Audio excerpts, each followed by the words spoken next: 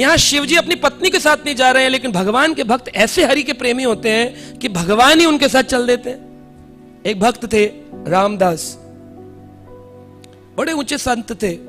कैसे संत थे आप सोचिए, जरा इमेजिन करिए। हर एकादशी पे गुजरात में द्वारिका धाम, एक तो द्वारिका में हम लोग बैठे, द्वारिका धाम पैदल जाते थे हर एकादशी। कहां से बोलेंगे आप? डाकोर से। डाकोर एक जगह है जहां पर भगवान की एक विग्रह रण छोड़ रहा है। जब भगवान रण छोड़कर भागे तो एक मंदिर है, श्री क्या है, बोलिए ना, सब बोलते नहीं है, क्या है? हाँ, सोने थोड़ी आए हो, रण छोड़ रहा है। वो डाकोर जी से द्वारिका गुजरात कितना किलोमीटर है?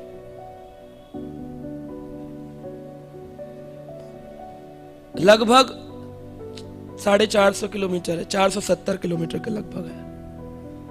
हर एकादशी पर 15 दिन में एकादशी आती है। डाकोर से पैदल चलकर सिर पर तुलसी रखकर रामदास जी द्वारिकाधीश के दर्शन करने जाते थे। उनको भगवान द्वारिकाधीश से वार्तालाप होता था। कितना टाइम लगेगा 470 किलोमीटर पैदल चलने में?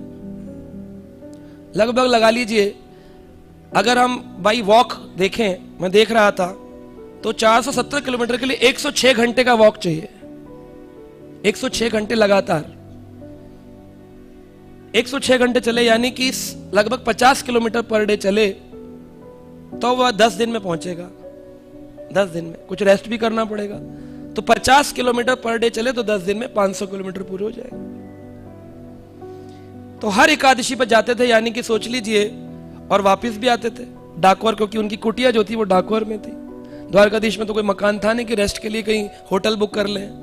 जाते थे आते थे, जाते थे आते थे, तुलसी सिर पर रखकर कीर्तन करते हुए जाते थे, हरे कृष्णा कृष्णा कृष्णा हरे हरे, हरे राम हरे। तो भगवान कृष्ण ने एक दिन कीर्तन करते उनको बोला, हे रामदास, तुम्हारी ये देखकर हालत, इतने साल हो गए, सारी दुनिया तुमको जानती है, तुम हर एकादशी पर पैदल आते हो और तुलसी जो लेकर चलते हो, नया पौधा लेकर चलते हो, बीच में मंजरी आ जाती है, इतने दिन लग जाते हैं, और फिर तुम वापस जाते हो, जब तक दूसरी एकादशी आ जाती फिर चल देते हो। यानी कि सारा समय आने जाने में जाता था, घर में तो कुछ ही समय रहे हो। अब जब चलते थे, पहुंचे डाकोर से गुजरात द्वारका, भगवान रात्रि काल में कीर्तन करते थे, पूरी रात कीर्तन करते थे। तो भगवान एक दिन उनसे बोले, द्वारकाधीश ठाकुर जी, आप सोच सकते हो कभी द्वारका के ऑल्टर पे भगवान आपसे बात करें? सोच सकते हो? प्रणाम किया और निकल गए अपने, सेवाएं बहुत है। 4-5 मिनट खड़े होकर बोलो तो कभी बात तो करो। कभी की? हम तो मान बैठे बात नहीं करेंगे। वो बात किए, क्या किए? बोले, अरे तुम हर बार आते हो, मुझे अच्छा नहीं लगता रामदास, एक काम करो, तुम यहीं पर कुटिया बना लो। कह रहे महाराज मेरे पास धन कहाँ है जो मैं बना लूं। बोले फिर एक काम करो, तुम अगली बार आओ तो बैलगाड़ी ले आना, मुझे यहां से ले चलना, मैं डाकोर चल लूंगा तुम्हारे साथ। बोला अरे आप अजीब बात करते, ना तो मेरे पास धन है, ना ही बैलगाड़ी है, मैं गाऊं कहां से? कोई किसी से मांग के ले आना, गांव में तुम्हारे प्रेमी है, भक्त का सब सम्मान करते, कुछ ना कुछ तो दे ही देते। बोले हाँ ये बात तो है। तो किसी बड़े वरिष्ठ व्यक्ति से बोले, मुझे भगवान के लिए एक बैलगाड़ी चाहिए, कुछ काम है? बोले ले जाओ। तो इस बार थोड़ा जल्दी जल्दी बैल हाँकते हुए पहुंच गए। रात में बैलगाड़ी तैयार थी। द्वारकाधीश बोले कहाँ है बैलगाड़ी? बोले ये बाहर खड़ी है। क्या ले चलोगे? कहा हाँ। अब बाहर तो ताला लगा है, जाए कैसे? तो वहां एक खिड़की है आज भी द्वारकाधीश में, उसका नाम है रामदास की बारी, रामदास की खिड़की। रामदास जी ने उस खिड़की से कहा ठाकुर जी यहां से आ जाओ। तो ठाकुर जी उस खिड़की से निकले बाहर और निकल करके बैलगाड़ी पर बैठ गए। अब बैलगाड़ी पर बैठ गए, भगवान ने कहा अब चलो। तो वृद्ध धीरे धीरे चलाए। बोले अरे तुम धीरे धीरे चला, तब तक मंगल आरती का टाइम हो जाएगा, तुम्हें तो चलने फिरने की आदत है, आते जाते, हमारे पास इतना टाइम नहीं है, पीछे लोग आ गए पकड़ लेंगे, हमें जाने नहीं देंगे तुम्हारी कुटिया में। तो बोले फिर क्या करें? बोले हमें चलाने के लिए तो हम हाँकेंगे। बोले प्रभु आप मेरी सेवा करेंगे? कह रहे नहीं, हमें प्रैक्टिस है, हमने पहले अर्जुन का रथ हाँका हुआ है, हमें जाने दो, हम चलाएंगे। तो ठाकुर जी आगे सामने आ गए द्वारकाधीश, और बेचारा पीछे बैठ गया, बार बार कहता है मुझे अच्छा नहीं लग रहा, मुझे अच्छा नहीं। कहते तुम चुप रहो। अब भगवान ने तो ऐसी गति लगाई, तेज गति से, ऐसे वेग, आकाश मार्ग से जा रहे हो, कुछ ही पलों में ठाकुर जी द्वारका से डाकोर पहुंच गए। 500 किलोमीटर ऐसे मंगल आरती के टाइम से पहले ही पहुंच गए। मंगल आरती में जब पट खुला, देखा द्वारकाधीश का विग्रह नहीं, मूर्ति नहीं। तो पुजारी लोगों सारे चिंतित हो गए, भगवान कहाँ गए, भगवान कहाँ गए? खिड़की खुली हुई है, अरे एक ही व्यक्ति है जो हर 15-15 दिन बाद यहां बैठा रहता है, वो ही ले गया। चोर था, ऊपर से भक्त दिखाता था, हर भक्त के अंदर कुछ ना कुछ दोष होता है, चोर था, पकड़ो।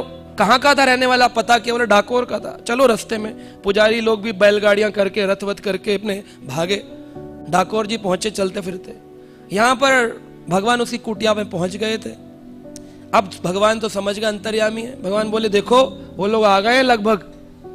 बोला प्रभु मैं क्या करूं? बोले अब तुम्हें पकड़ लेंगे, इसलिए तुम मुझे छुपा दो। बोले अरे प्रभु आप सारी दुनिया को आप प्रकट करते छुपाते हैं, मैं आपको कहां छुपाऊंगा? बोले एक पास में सरोवर है उसमें छुपा दो। तो सरोवर में छुपा दिया, सरोवर में छुपा दिया। बोले अब तुम अपनी कुटिया में जाकर लेट जाओ, कुछ नहीं होगा। वहां पर वो लोग आए, बैलगाड़ी देखी खड़ी हुई है। अब उसमें भगवान के कुछ आभूषण बैलगाड़ी में पड़े मिल गए। भगवान उतरे चढ़े तो कुछ आभूषण गिर गए। तो बोले हैं तो यहीं कहीं। पुजारी बोले, अब रामदास से पूछा कहां है भगवान की मूर्ति, कहां है भगवान का विग्रह? कहा मुझे नहीं पता। हाँ तुझे नहीं पता, झूठ बोलता है, दिखा कहां है? अब नहीं दिखाए तो बोले जल्दी बोल। बोलता है कि मारे। तो सबके हाथ में छड़ी थी, लाठियां, सबने लाठियों से खूब वार किया। रामदास पिटा। इधर रामदास पिट रहा था, उधर सरोवर का जल जो था वो लाल हो गया पूरा। सरोवर का जब लाल हो गया तो सारे पुजारी जो घबरा गए, भक्त तो थे मंदिर में आरती पूजा करते थे, इतने भी कोई वो डाकू थोड़ी थे, घबरा गए। बोले लाल कैसे हो रहा है सरोवर का जल? तो अंदर से खोद अंदर कूदे, निकाला तो भगवान के विग्रह में पीछे लाल। भगवान बोल रहे आय हाय हाय हाय, बहुत मारा बहुत मारा बहुत मारा। कह रहे प्रभु आपको किसने मारा? कह रहे कम भक्तों, हाथ में लाठियां लेके मार रहे हो मेरे भक्त को और पूछ रहे हो कि कौन मारा कौन मारा है? अहम भक्ता पराधीनो, मैं भक्तों के पराधीन हूं। ही असुदत्र दुजह, कौन है जो मेरे से स्वतंत्र है? मैं तो, हे ब्राह्मण दुर्भाषा, भगवान बोले मैं तो भक्तों के पराधीन हूं। भक्त बांध लेते हैं मुझे अपने प्रेम के रस।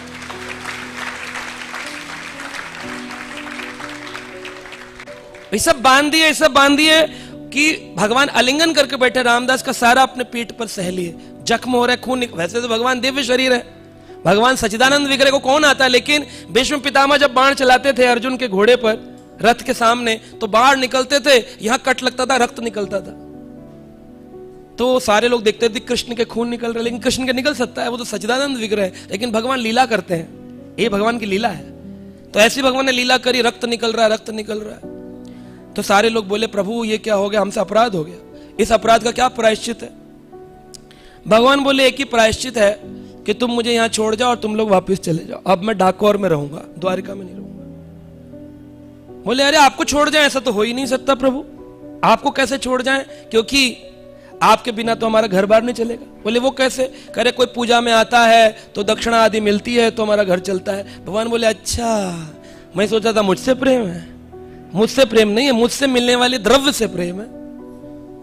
लोग बोलते ना कि हमें भगवान पे बड़ा भरोसा, तब तक है जब तक मिल रहा है, नहीं मिलेगा उस दिन देखेंगे कितना भरोसा। इसलिए भगवान भी परीक्षा भी लेते, बीच बीच में देंगे ले लेंगे।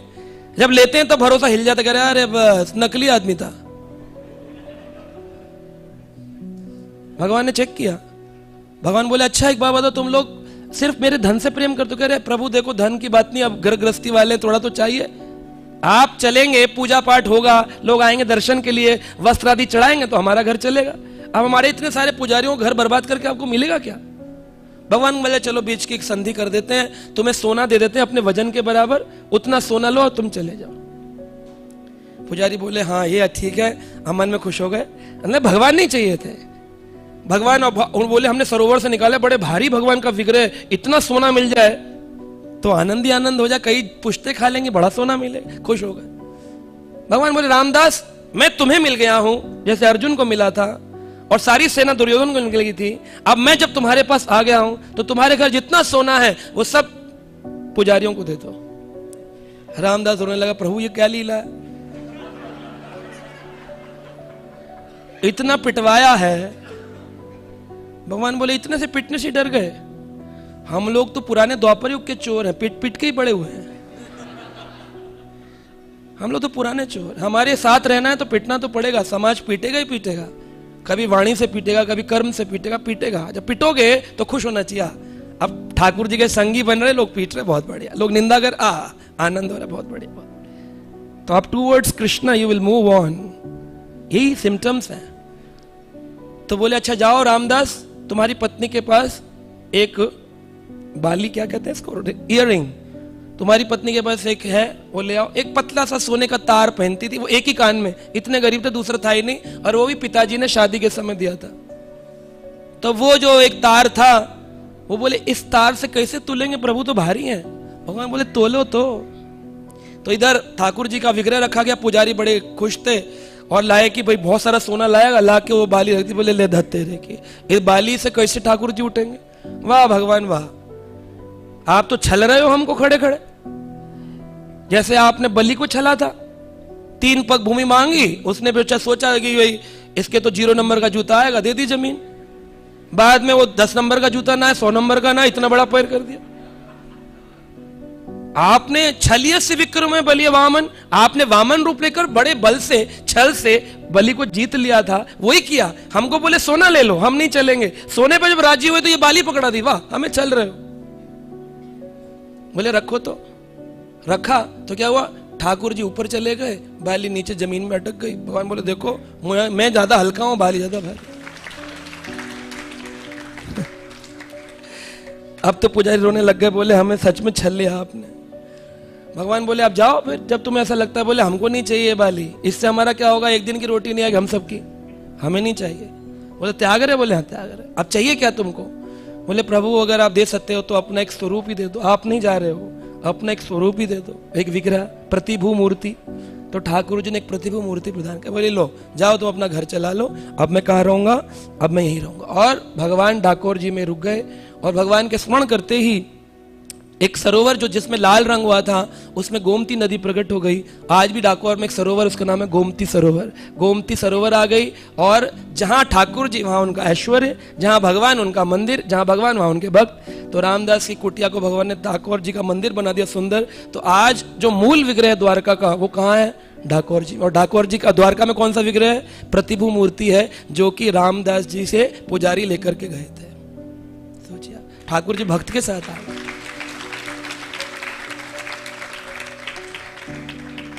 तो ये आत्म तत्ववेता जो है ना, तत्वविद, वह नित्य अनुभूति करता है भगवान की, वो भगवान के लिए इतना समर्पित होता है, ठाकुर जी उससे रीझ जाते हैं, प्रेम करने लग जाते हैं। भगवान भागते हैं उस भक्त के पीछे, है ना। और जब तक आप खुद ही कर लोगे सब कुछ, जैसे पुजारी कर रहे थे कि हमें प्रभु नहीं चाहिए, हमें प्रभु से चाहिए, तब तक वो दुख आते रहेंगे। ऐसे पुजारी की तरह भगवान आपके साथ छल करते रहेंगे, कभी कुछ कभी कुछ कभी कुछ। तो आपको चाहिए कि प्रभु चाहिए, तो समर्पण करना पड़ेगा प्रेम और भक्ति भाव से। तो इसलिए यहां पर